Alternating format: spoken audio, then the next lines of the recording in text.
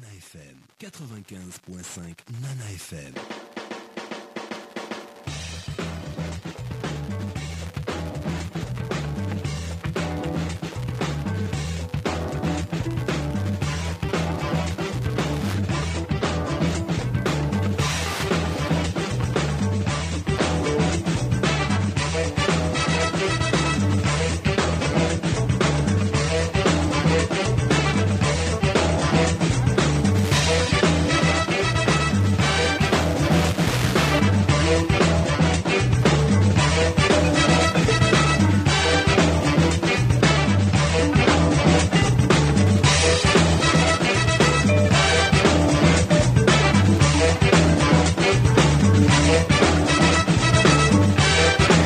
En direct des studios de la plus belle des radios, nous vous souhaitons une très belle entame de journée. Soyez les bienvenus, mesdames et messieurs, dans le débat de Nana FM. Après l'incendie du siège local du parti UNIR et les coups de feu entendus durant les nuits qui ont suivi, la ville de Sokodé semble être revenue au cœur de l'actualité après les événements d'août 2017. Et l'interrogation qui est la nôtre ce matin est simplement la suivante. La ville de Sokodé revêt-elle un quelconque statut particulier dans la crise sociopolitique au Togo? Et pour en parler avec moi dans ce studio, Uro Akpo Chanyao, il est député ANC élu dans la préfecture de Tchaoudjo. Bonjour monsieur Uro Akpo. Bonjour monsieur Afanou, bonjour à toutes les auditrices et tous les auditeurs de Radio Nana FM. Ce débat se fera justement avec ces auditeurs qui peuvent réagir dès maintenant via la page Facebook de Nana FM et dans une vingtaine de minutes par téléphone sur le 91 09 71 71 ou le 96 61 58 58. Avec Nestor Glo à la mise en onde, je m'appelle Antoine Afanou. La ville de Sokodé revêt-elle un quelconque statut particulier dans la crise sociopolitique au Togo? C'est le thème du jour. Alors, Uro Akpo Chanyao, on a envie de vous demander que se passe-t-il à Sokodé après l'incendie du siège du parti UNIR, puis les coups de feu selon les témoignages entendus durant les nuits qui ont suivi. Qu'est-ce qui se passe dans cette ville? Qu'est-ce qui se passe? C'est une question raisonnable que chacun devrait se poser. Parce que la population de Sokodé ne comprend pas et personne ne peut comprendre. Et ceux-là qui sont censés garantir la sécurité et la loi ne le disent pas, personne ne sait. Vous aviez dit que tout a commencé avec l'incendie du siège du parti UNIR. Non, tout a commencé avec le vandalisme du siège du parti panafricain PNP. Et là, nous savons comment ça s'est passé, puisqu'il y a même un journaliste qui était sur le terrain. Ce jour-là, le quartier d'Idaouré, qui abrite les deux sièges pratiquement d'ailleurs. Le quartier d'Idaouré qui abrite le siège du PNP, parce que le siège du PNP est installé juste en face du stade Omnisport de Sokodé.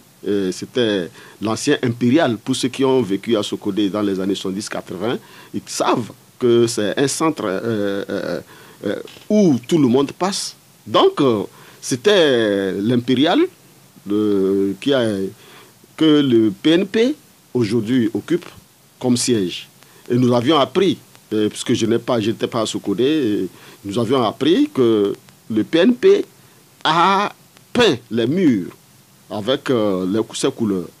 Et une nuit, le quartier a été bouclé par des forces de l'ordre.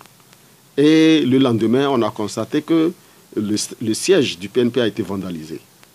Alors, dans la même semaine, quelques jours, 2 jours après, on apprend que le siège de UNIR a été incendié. Et quand nous avions vu les images, nous nous sommes posé beaucoup de questions. Je ne vais pas rentrer dans les détails parce que ce n'est pas mon rôle de dire quoi que ce soit ici. Parce que justement, UNIR a porté plainte, on ne sait pas encore où en est l'enquête. On ne sait pas où on en est. Et puis, ce qui est encore dommage, c'est que le ministre de la Sécurité et de la Protection sociale, du même que le procureur de la République, qui devrait agir au nom du ministère public, jusqu'ici, personne ne nous dit rien. Donc, ces deux événements n'ont jamais été élucidés. Et subitement, nous avions vu qu'on a imposé encore l'état de siège à Sokodé avec une violence inouïe, indescriptible. Vous savez, nous avions compris que ceux-là qui ont le pouvoir d'exercer la violence légitime, c'est-à-dire la force, le pouvoir de l'État, il l'utilise aujourd'hui d'une manière sous la forme de règlement de comptes politiques. C'est pour ça que votre question... Les témoignages disent que des coups de feu ont été tirés en l'air. Avez-vous des précisions à partir du moment où les autorités ne s'expriment pas encore sur la provenance des tirs? Nous savons, non, on n'a pas besoin de se poser la question qui tire, parce que c'est des armes automatiques avec des cargaisons de militaires. Tout le monde reconnaît qu'aujourd'hui, le nombre de militaires a augmenté. Hein, on nous avait dit après les recommandations de la CEDEAO et autres que l'état de siège a été levé à Sokodé, Mango et Bafilo. Mais à Sokodé aujourd'hui, l'état de siège a été totalement renforcé à tous les niveaux. Sokodé et ses environs sont occupés la nuit. La nuit, personne ne peut sortir. C'est des bastonnades, c'est des coups de feu avec des armes automatiques, c'est des armes de guerre. Et avec aussi des grenades lacrymogènes. Alors, la question qu'on se pose... La question revient, que se passe-t-il? Est-ce parce que Tipi Achadam serait de là, comme l'écrit Sam Gomez sur la page Facebook de Nana FM? Il n'y a pas que Tipi Achadam. Tipi Achadam, c'est récent. Sokodé était depuis la période des indépendances, Sokodé était un centre des nationalistes. Il y avait beaucoup de nationalistes. Le CUT avait un député à Sokodé. Il faut se le rappeler. Donc, ce que nous ne comprenons pas, et c'est la question que l'on se pose, est-ce qu'il y a ceux qui sont là, c'est pour le maintien d'ordre ou c'est pour rétablir l'ordre? La question se pose parce qu'ici, il n'y a pas que les forces de l'ordre, il y a aussi les forces de défense qui sont déversées. Alors, qu'est-ce qui se passe à Sokodé? Parce que les forces de l'ordre sont là pour soit maintenir l'ordre ou rétablir l'ordre. Mais dans les deux cas, il ne se passe rien à Sokodé. Mais maintenant, on a ajouté les forces de défense qui utilisent les armes de guerre pour terroriser la population. Et aujourd'hui, tout le monde, c'est la psychose. Serait-ce parce que Sokodé serait une ville stratégique? Parce qu'en termes de population, on précise que c'est la deuxième ville du pays après Lomé. Oui, mais le problème qui se pose, c'est que le régime RPT-UNIR est fondé sur l'instrumentalisation des hommes et des institutions pour un seul objectif, maintenir le pouvoir ad vitam aeternam. À partir de cet instant, tout est possible pour eux.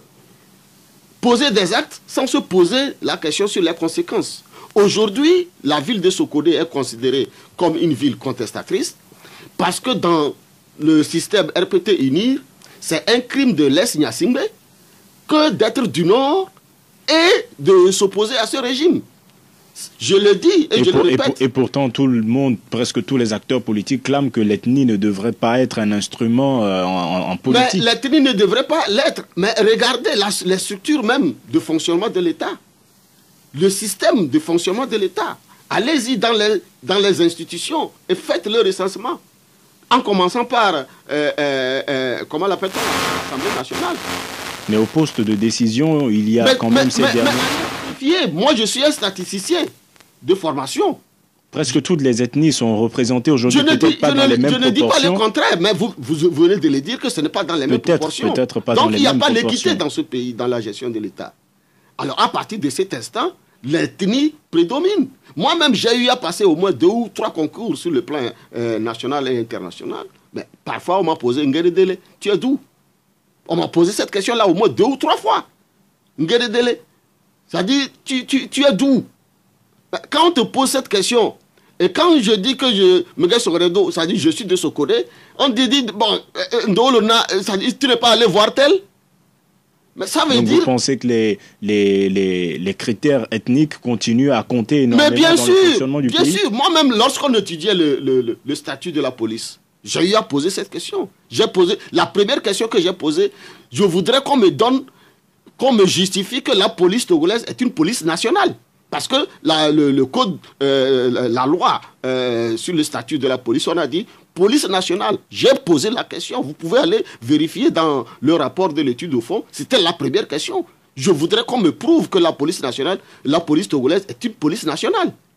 Et j'ai dit que moi, dans ma famille, personne ne va au concours de la police parce que nous n'avions personne pour nous protéger dans ce sens. Et allez voir comment ça se passe dans les concours. Vous vous rappelez même le dernier concours de la police, comment les choses ont été faites. Cela veut-il dire que pour vous, Sokodé revêt un caractère particulier dans cette crise? Non, j'ai dit que Sokodé est considéré, à tort ou à raison, que c'est une ville rebelle où la population est contre le régime et que être de l'opposition ou s'opposer à ce régime, c'est un crime de lèse Gnassingbé. Je voudrais que ce soit noté. Donc, moi-même, ça fait plus de 20 ans que je suis dans l'opposition, je sais ce que je subis. Mes parents qui m'ont précédé dans l'opposition, vous avez vu ce qui est arrivé à Fedjobo Boukari. Mais il avait dit que le RPT est un parti de malheur. Il l'a dit, c'était en 1993. Et jusqu'aujourd'hui, nous sommes en train de le vivre. Avec le RPT qui n'existe plus. Et UNIR n'est pas différent du RPT. Jean-Pierre Favard dit que c'est un serpent qui a mu. Un serpent qui a mu, cela ne veut pas dire qu'il n'a plus de venin ou bien on lui a arraché les crocs. Bernabé Sedoufio pense que Sokodé est aujourd'hui une ville martyrisée, mais Franck Mouzou, sur la page Facebook de Nana FM aussi, écrit que Sokodé est une ville comme toutes les autres. C'est regrettable ce qui s'y passe actuellement, mais les politiques doivent savoir que nous avons une patrie en partage et que nul n'est plus togolais que son concitoyen. Non, ce n'est pas une question de politique. Il ne faut pas généraliser. Mais on a quand même l'impression que tout ceci est lié. Les événements qui se sont succédés, on sent que ce sont des événements programmés. Le vandalisme du siège du PNP et l'incendie du siège du RPT, ça nous rappelle quoi?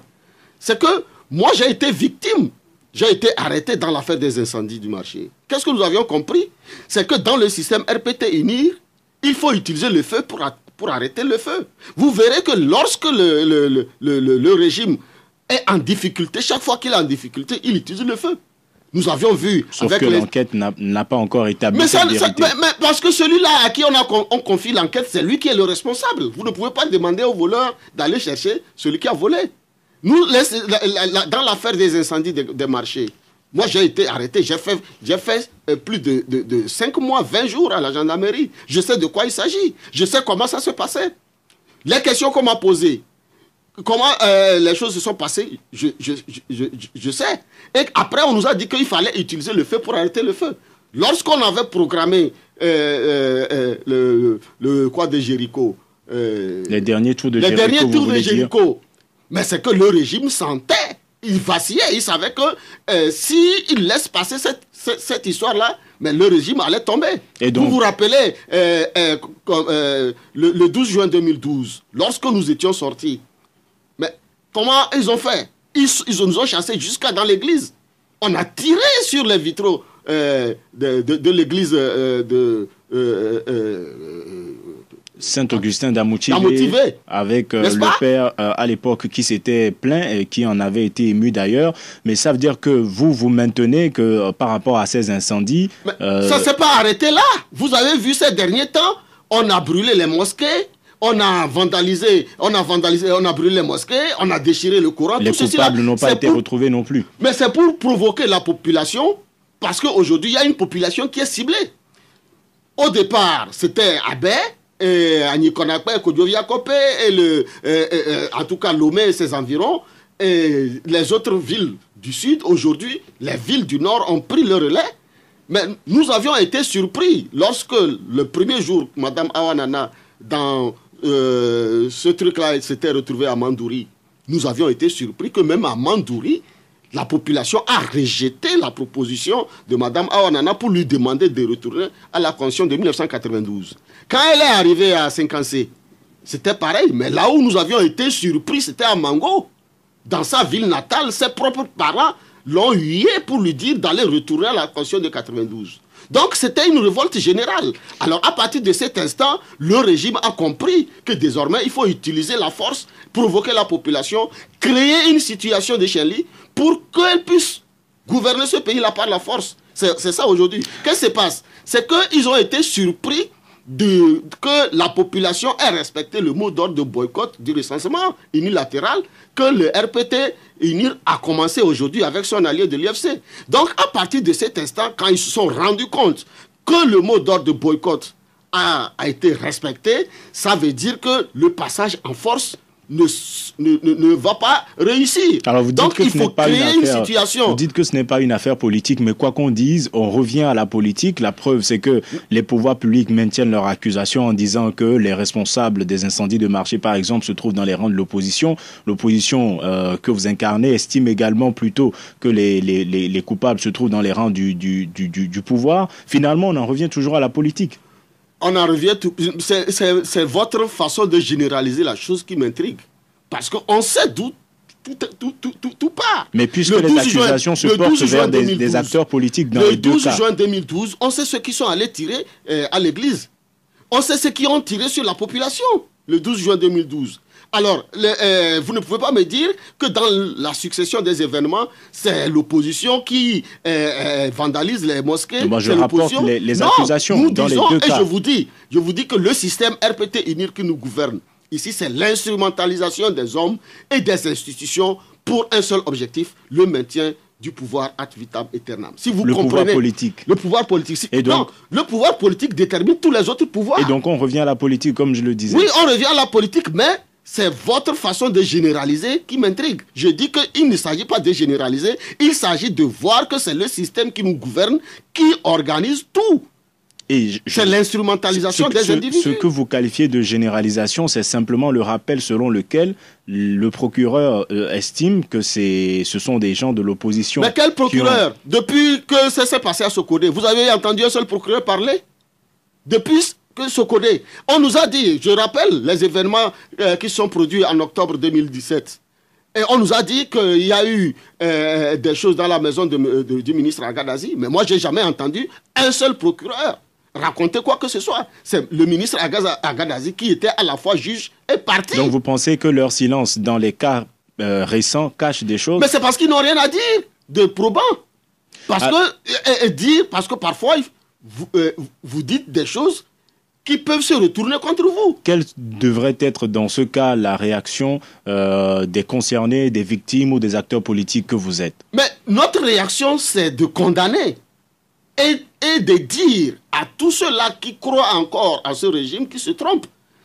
Parce que quand vous regardez, les événements sont en train de se multiplier depuis que ce processus unilatéral continue. Et nous avions dit à ceux-là, aux facilitateurs et à la CEDEAO, que ce système ne peut pas conduire ce processus jusqu'à ce terme. C'est pour ça que dès le départ, on avait dit qu'il faut démission, transition, élection. Parce que Faure Gnassingbé a prouvé les limites de son incapacité. Aujourd'hui, tout le monde sait que ce régime ne peut pas nous conduire. Donc, il fallait une transition. Malheureusement, la CEDEAO s'est trompée lourdement en faisant foi à ce régime.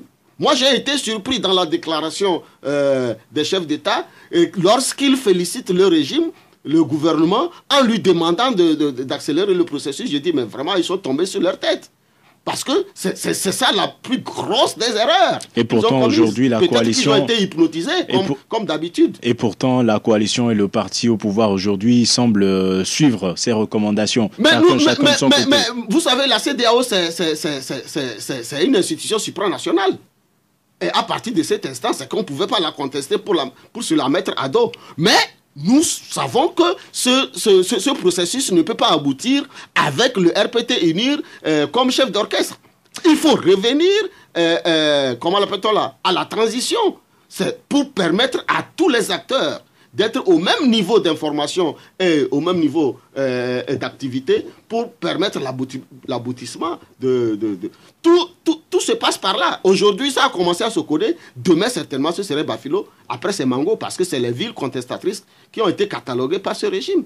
Nous allons maintenant voir ce que les auditeurs en pensent. Le 91 09 71 71 ou le 96 61 58 58. Nous avons un premier auditeur en ligne. Allô? Allô? Bonjour. Bonjour. On vous appelle comment? Max à Devon. Alors Max, veuillez baisser un peu le volume de votre radio. Est-ce que la ville de Sokodé revêt un quelconque statut particulier dans la crise? Bonjour à votre invité. Bonjour. Effectivement, Sokodé, moi je ne vais pas prendre Sokodé seul. Et comme l'a dit tout à l'heure votre invité, et d'autres villes sont ciblées dans le nord. Il y a Mango, Bafilo et Tamba aussi qui semblent entrer dans la danse. Est-ce parce que ce sont des villes stratégiques sur le plan politique? C'est la question. Oui, ville stratégique, oui, parce que je ne voudrais pas aller sur le côté religieux, mais c'est ça que moi je vois. Parce que ces villes que je viens de citer sont à plus de 90% musulmanes. Et vous savez que les imams ont des... Et comment est-ce qu'on l'appelle? Ont des pouvoirs et peuvent faire pression sur leurs adeptes pour orienter les votes. Mais bien entendu, ce n'est pas le devoir ou la mission des imams. Ouro Ako Chaniao nous dira dans quelques instants. Je le sais. Bien. Mais vous pensez qu'il pourrait y avoir une influence? Oui. Bien. Parce que quand vous prenez les élections, dans ces villes, vous voyez que souvent les votes dépassent même 100%. Hein. Bien. Merci Max d'avoir partagé votre point de vue avec nous. Passez une excellente journée. À côté Kanko, sur la page Facebook de Nana FM, écrit que Sokodé est une ville du Togo, mais les traitements infligés aux habitants de cette ville donnent à réfléchir. Monsieur Boyoti, lui, il pense que ce n'est pas uniquement de Sokodé qu'il s'agit, mais de toute la région centrale. Un autre auditeur en ligne. Allô? Bonjour. On vous appelle comment? Pardon? Tchédré. Tchédré, vous voulez bien baisser le volume de votre radio? Allez-y, nous vous écoutons. Oui, ça va. Allez-y. Ok. Seulement ce que nous voulons au Togo, nous voulons que ça change. Tous les musulmans, vous voyez les chrétiens. Visiblement, nous avons perdu Tchédré. Et je précise, il ne s'agit pas d'un débat religieux, on ne parle pas de musulmans ou de chrétiens. Nous voulons juste savoir si, selon les observations que vous faites, Sokodé revêt quelconque statut particulier dans cette crise. Nous avons un autre auditeur en ligne. Allô? Allô? Bonjour. Oui, c'est Pélé. Pélé, comment allez-vous? Très bien. Allez-y, nous vous écoutons de Doula Sami. Bonjour, honorable. Bonjour, monsieur Pélé. Oui, bon, si vous voyez le petit serpent et que vous ne voulez pas le tuer, il devient grand. Quand on brûle les églises, les mosquées, et qu'il y a un ministre de la Sécurité qui ne voit pas, il y a la justice qui ne s'auto pas saisir. Et au niveau du Parlement, de l'opposition, est-ce que vous ne pouvez pas auto-saisir ou bien saisir le procureur de la République pour agir? Bon, au niveau de la coalition, moi je voudrais dire que ce qui se passe aujourd'hui, moi je vous dis depuis que ce régime va aux élections. Mais ce qui se passe aujourd'hui, que vous voulez aller en Guinée et que l'avion est bloqué ou bien est en panne depuis Guinée, tout ça là, si on voit ça, bon, entre les deux mots, complicité et naïveté, lequel vous choisissez? Merci. Bien. Merci Pélé d'avoir participé à ce débat. Sur la page Facebook de Nana FM, Ibrahim Sissé pense qu'il faut que les cadres de Sokodé prennent leurs responsabilités. Ce qui se passe est un problème politique, écrit-il. Encore un auditeur en ligne et Ouro Pochaniao réagit. Allô? Allô? Bonjour. Bonjour. On vous appelle comment? Rodrigue, j'appelle de Côte-d'Ivoire. Allez-y, nous vous écoutons, Rodrigue. Oui, vous avez posé la question si la ville de Sokodé revêt un statut particulier. Je pense que chaque ville a son histoire, du point de vue politique et je ne sais quoi encore. Si nous avons suivi l'émergence du PNP, nous savons que Paratao étant le village natal du leader et la ville de Sokodé en général, le chef, c'est normal qu'il y ait beaucoup plus d'engouement pour ce nouveau leader sur la scène politique. Les autres villes ont aussi leurs particularités, sauf que le PNP a beaucoup travaillé sur la fibre ethnie et religion. Même si voilà. Le PNP s'en défend. Bon, au fait, personne ne peut apprendre à un étranger, on peut raconter, mais nous qui avons vécu tout le temps au pays, nous savons ce qui se passe et on n'a pas besoin que quelqu'un s'en défende. Bien. Alors, Ce que je voulais poser comme question, allez-y rapidement. Je me demande si aujourd'hui, avec cette émergence du PNP à Sokodé, est-ce que l'honorable Ourapo espère conserver son siège? Deuxième question, est-ce qu'il est capable de se faire élire ailleurs qu'à Sokodé, puisqu'il pense que c'est le régime, ou du moins c'est le parti au pouvoir seul qui est basé sur les ethnies? Est-ce lui-même, il peut se faire élire hors de Sokodé? Bien. Merci Rodrigue d'avoir participé à ce débat. Passez une excellente journée. Alors, je souris parce que bon, il y a une réaction aussi en studio. Nous avons eu Max Dadido Gomé qui a expliqué un certain nombre de choses. Thiedré de Diagblé qui sont tous les deux allés un peu vers la religion. Est-ce que pour vous, vous avez parlé aussi de la fibre ethnique? Rodrigue de Kodjo-Yakopé pense que le PNP se base sur la fibre ethnique. Que pensez-vous de ces deux notions, ethnique et religion, dans cette affaire? Non, je voudrais revenir sur ce que Max a dit, l'instrumentalisation des imams. C'est vrai, il faut le reconnaître que lors de cette période de recensement, le RPT UNIR s'est appuyé sur les imams. Parce qu'ils ont demandé aux imams de dire dans les mosquées, surtout après les prêches de vendredi, parce que le vendredi, c'est la prière qui rassemble pratiquement tous les croyants.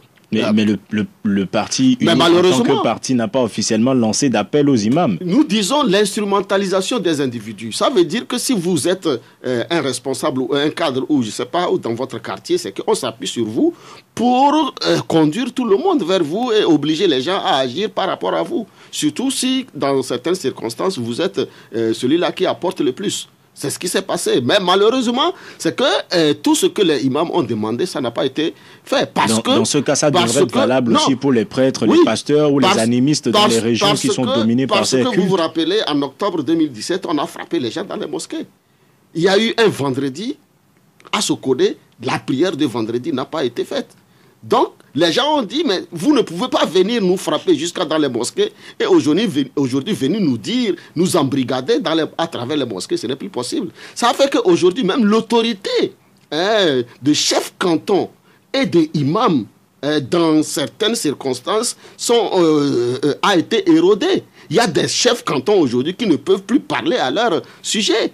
Personne ne les respecte. Parce que le régime les a vraiment transformés. Parce que vous pensez qu'ils ont pris parti, certains d'entre eux. Mais bien sûr. Alors, ils ont été instrumentalisés et la population s'est révoltée d'abord à la base contre eux. Qu'en est-il de l'ethnie alors? Rodrigue pense que c'est ce dont se sert le PNP de Tikpi Achadam. Bon, vous savez, dans la plupart des cas, le PNP, dans son langage, ça s'adresse beaucoup plus en Kotokoli.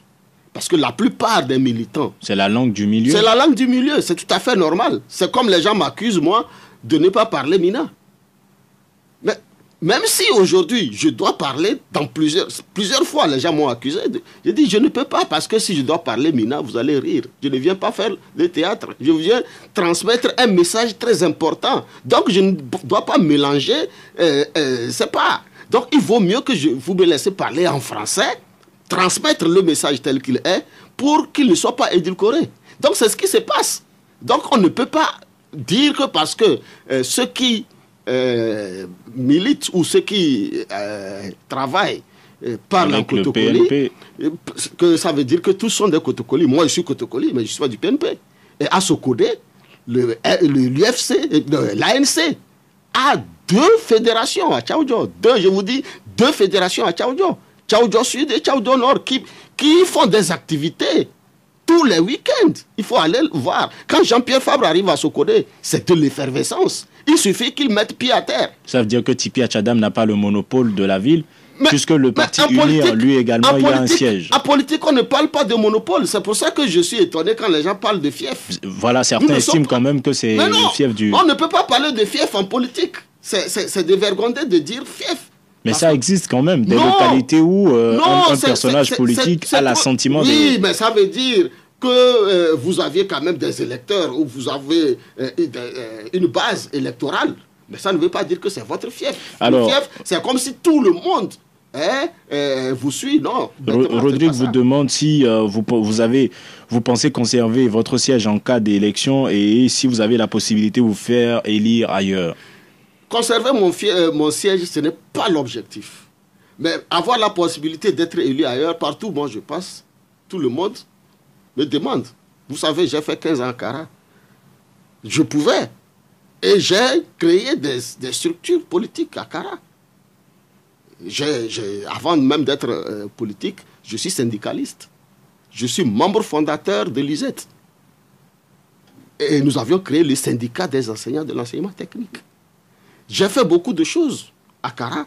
Si j'étais à Kara, je pouvais me faire élire peut-être, je ne sais pas, dans un scrutin municipal ou je ne sais pas où. À Lomé ici, je suis sûr que si le parti veut que je sois candidat dans un milieu ici, je peux être élu. Donc ici, nous, on ne parle pas d'ethnie. Nous parlons du scrutin national. Aujourd'hui, je suis député, représentant de la nation tout entière. C'est l'article 52 qui le dit. Dernière question avant de prendre encore d'autres auditeurs en ligne. Pélé vous demande, par rapport à cette affaire de déplacement en Guinée, entre complicité et naïveté, ce que vous choisissez. Non, ce n'est ni la complicité ni la naïveté. Vous savez, au niveau de la C14, c'est des gens aguerris qui réfléchissent beaucoup. Pas plus que lundi, nous avions discuté avec Jean-Pierre Fabre au cours de notre réunion hebdomadaire. Il a été clair. Ce n'est pas parce qu'un chef d'État vous a invité que ça veut dire que ce qu'il va dire, c'est ça que vous allez faire. Parce que lui, ce qu'il n'a pas accepté chez lui, il ne peut pas venir vous imposer ça ici. Sinon, ça veut dire que le dialogue là aurait fini depuis. Que lorsque les chefs d'État se sont réunis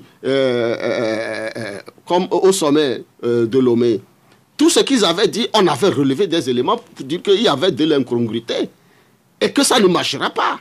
Et ils ont été clairs devant les chefs d'État pour leur dire que ceci ne marchera pas, ceci ne marchera pas. Et aujourd'hui, nous sommes là face à cette situation. Donc, dire qu'il y a complicité, il n'y a jamais eu de complicité. Naïveté, non, pas de naïveté. Surtout que la population veille au grain. Hein.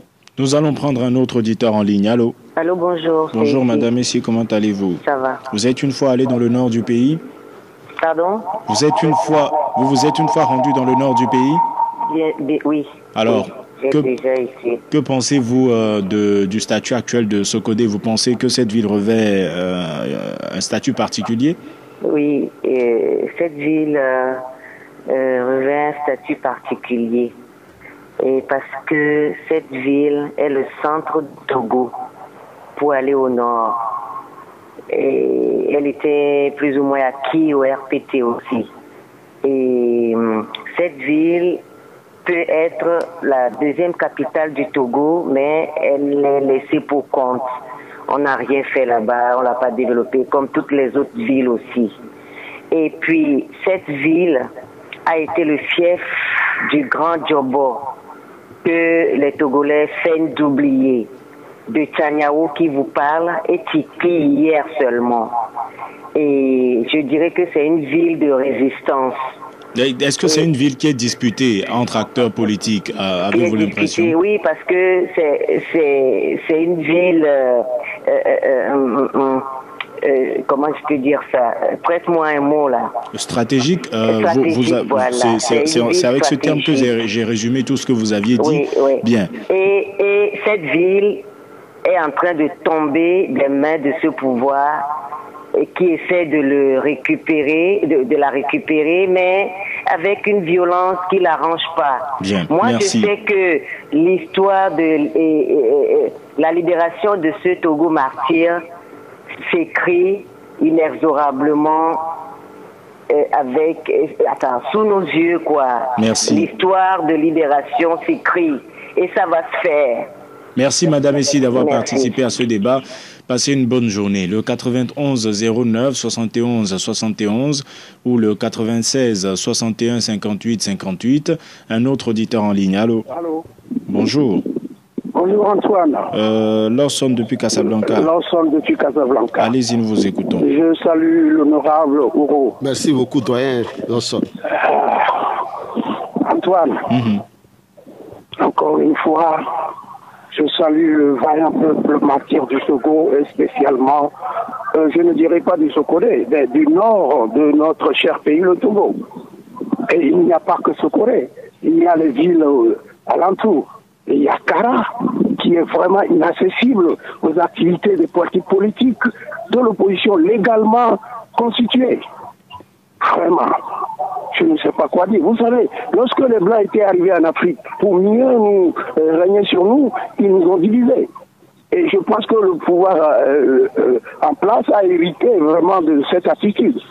Alors, la lutte pour la démocratie et le respect des droits humains est prise comme si c'était les gens du Sud ou comme les gens du Nord. C'est un crime de lèse-majesté d'être ressortissant de l'humilité dans l'opposition. Donc vous partagez un peu la vision de Ouran Apotchagnon. Absolument, absolument. Bien. Merci. Vous savez, un pays, c'est comme un époux polygame. Tous les enfants des époux sont les enfants de l'époux. Hein, nous avons un même père qui est le Togo. Bien. Hein? Merci, Monsieur Lawson, d'avoir participé à ce débat. Nous avons encore la possibilité de prendre un dernier auditeur en ligne. Sur la page Facebook de Nana FM, Kossi Thomas Eddy pense que Sokodé n'a pas de statut particulier, car les villes ou quartiers acquis à l'opposition ont toujours été ainsi traités. Le dernier auditeur en ligne, allô? Oui, allô, monsieur Afon. Bonjour, c'est Monsieur Bankole? Oui. Allez-y, nous vous écoutons d'Amou TV. Bonjour à notre invité. Bonjour, monsieur Bankole. Ne perdons pas de vue que la ville la plus martyrisée, c'est la ville de Kara. À la seule différence que la violence ne s'y exerce pas. Mais il y a une violence psychologique, il y a la peur, il y a un peu de tout qui s'exerce sur nos frères et sœurs de Kara. Vous y êtes rendu dernièrement à Kara? Non, mais moi j'ai étudié au nord. Et je vous assure que nous avons des villes du nord fantastiques. Pour avoir vécu au nord, je crois que ceux qui connaissent véritablement le nord de notre pays ne démentiront pas ce que je dis. Bien, les villes de l'intérieur sont des villes extraordinaires. Alors, comme le dit l'invité, la violence qui s'exerce à Sokodé ne date pas d'aujourd'hui. Et s'il peut se rappeler les moments forts du colonel Lawani, ce qui s'est passé à Sokodé, je crois que le pouvoir a perdu Sokodé, ce n'est pas aujourd'hui. Et il faut que cet état de choses fasse. Merci. Merci, M. Bankole, d'avoir participé au débat. Passez une bonne journée. Kokou Tchedina sur la page Facebook de Nana FM se demande en quoi est-ce que la ville de Sokodé gêne. Dans une démocratie, il faut accepter les critiques simplement. Alors, nous avons eu Madame Essi qui a expliqué que la ville de Sokodé était une ville stratégique. Elle estime que cette ville est en train de tomber des mains du parti au pouvoir. Est-ce que vous pensez que cette tendance est vérifiée? Non, je tiens sincèrement à remercier Madame Essi qui a parlé comme si elle a vécu ou elle vit à Sokodé. Ça veut dire qu'elle connaît bien Sokodé. Sokodé a été laissé pour compte parce que, vous savez, le lycée technique de Sokodé a été fondé dans les années 1940. Mais à ce jour, on ne peut plus... Avant, il y avait... C'était la technique. Hein? Mais aujourd'hui, au lieu de former, c'est qu'on informe. Il n'y a plus le matériel à Sokodé. Et c'est à l'image de toute la ville. La ville a été abandonnée. L'hôpital de Sokodé, qui était un hôpital de référence aujourd'hui, ne sert plus à rien. Même la pédiatrie ne fonctionne pas. Je suis à l'Assemblée nationale, ça fait 5 ans, mais il n'y a aucun investissement digne de ce nom. Ne serait-ce que pour l'hôpital. Je ne parle pas au niveau de l'éducation, il n'y a rien. Même le ministre de l'Agriculture qui est de Sokodé n'a jamais fait un projet pour la ville de Sokodé. Encore moins pour Tchaoudjo. Il n'a qu'à venir me démentir. Même le projet qui existait au niveau de Djarkpanga, le PDRIMO, projet de développement intégré à la plaine de Mo, qui était financé à plus de 15 milliards aujourd'hui, ça fait Le projet a commencé en 2011, c'était le 3 janvier 2011, qui devrait finir en 2016, mais n'a rien donné. Donc c'est pour vous dire que c'est une région, l'autre m'a parlé de toute la région centrale, je suis d'accord avec lui. Il y en a qui vont jusqu'à Kara et alentour. Effectivement, à Kara, moi j'ai fait 15 ans à Kara, mais c'est une ville martyre. Et vous n'aviez pas oublié ce qui est arrivé à mon jeune frère, à Goussou Ricardo. Comment on l'a martyrisé jusqu'à il était obligé de quitter sa propre ville. Il y a notre frère, le président fédéral de l'ANC, mon frère... selon le communiqué de l'ANC, il s'appelle Passou. Passou, si je ne me trompe pas. C'est un résistant. Une fois, on a tenté de l'étrangler au cours de la marche qu'il a organisée. La dernière fois, c'est qu'on a voulu l'assassiner. On l'a frappé à mort. Donc, il n'est pas le seul. Moi-même, j'ai échappé à un empoisonnement. Lorsque l'Assemblée nationale avait fait son ouverture de session ordinaire, c'était en octobre 2016, j'ai échappé à un empoisonnement. Et pourtant, dans ces villes, il y a également des gens qui vont et qui viennent et qui soutiennent le parti au pouvoir. Le problème là-bas, c'est ce que le doyen Lawson a dit. C'est un crime de l'Est Nyasingbe que d'être ressortissant du Nord et être de l'opposition. C'est un crime au Togo. Nous approchons de la fin. Vous ne pouvez pas imaginer. Je me rappelle tous ceux qui ont participé au combat politique depuis 1990 jusqu'à ce jour et qui sont du Nord ont été martyrisés. Nous sommes presque à la fin. Il y a notre frère Kakou qui est le vice-président de l'ANC. Mais quand il vous parle de son histoire, c'est qu'il a vécu. Il était proviseur au lycée de Kara. Mais comment il a vécu pour fuir sa propre ville parce qu'il est originaire de Lama. Mais vous ne pouvez pas imaginer ce que les fils de Kara vivent comme martyrs s'ils tentent de s'opposer. Alors, Pelé vous demande en tant que député, vous auriez pu, face à tout ce qui se passe, tout ce que vous décrivez, saisir des institutions ou mener des enquêtes parlementaires. Je vous dis que toutes les institutions sont instrumentalisées. Vous avez vu ce qui s'est passé à l'Assemblée le lundi passé? Le lundi surpassé à l'Assemblée nationale. Vous vous rappelez, c'était le 22 octobre 2010, nous avions été chassés à l'Assemblée nationale. Les 9 députés. Le 22 octobre dernier, Dramani a fait comme son prédécesseur. Lui aussi, il a commis, c'est un crime. En élisant des représentants en violant l'accord qui a été signé le 23 septembre. C'est une violation et c'est un crime parce que l'acte qui a été posé en 2010, le 22 octobre 2010, a créé une situation très difficile qui a évolué jusqu'à aujourd'hui. Normalement, c'est l'épilogue et lui, il vient encore de mettre une couche. Donc, c'est des gens qu'on ne doit pas pardonner. Donc en guise de mot de la fin, vous estimez que les institutions sont... Les institutions sont instrumentalisées au Togo. C'est pour ça que nous demandons les réformes à tous les niveaux. C'est ça. Si nous n'arrivons pas à changer tout le système, faire les réformes, ce n'est pas la peine. Parce qu'aujourd'hui, personne ne croit à la justice togolaise, personne ne croit aux institutions. Personne ne croit à ce régime pour sa capacité de mener à bien la feuille de route. C'est pour ça que nous demandons une transition. Merci Ouro Akpo Tchaniao d'avoir accepté notre invitation. Ce débat ainsi s'achève. Merci à vous auditeurs de l'avoir suivi. Nestor Goulot était à la mise en onde. Je m'appelle Antoine Afanou et nous vous donnons rendez-vous demain matin dès 7h15 pour un nouveau débat. Nous parlerons de l'opportunité d'organiser les cours à l'école en journée continue ou discontinue. Vous nous direz ce que vous en pensez. Passez une excellente journée en compagnie de la plus belle dame de Lomé.